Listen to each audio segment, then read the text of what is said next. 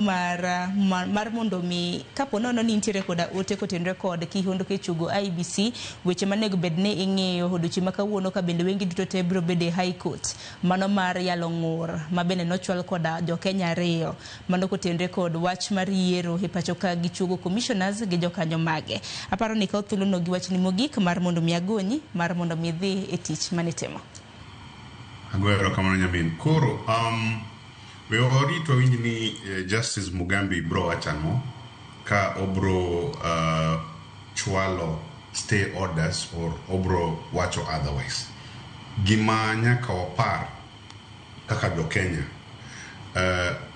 the future of the country okwa ket on the premise of siasa. Ni ka jo siasa dwaro kama for their interest, then the fortunes of the country, the interest of the country, nyaka tilt gijo siasa. IEBC is a very important institution for us, and the IEBC needs a lot of correction.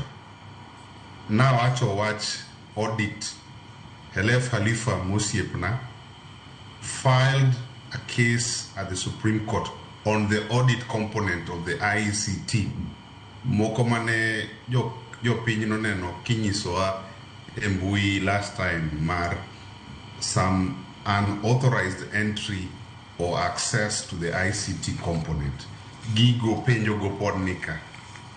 Makoro, let us go through everything that needs to be done. Mundu abed gi chirni IBC has corrected everything. Elections ni en marwa. IBC and public property. It belongs to all of us. Makoro kikwaket ni ya siasa ni dwaro kama, ya siasa ni dwaro kama. Manoma margi give their own personal interest.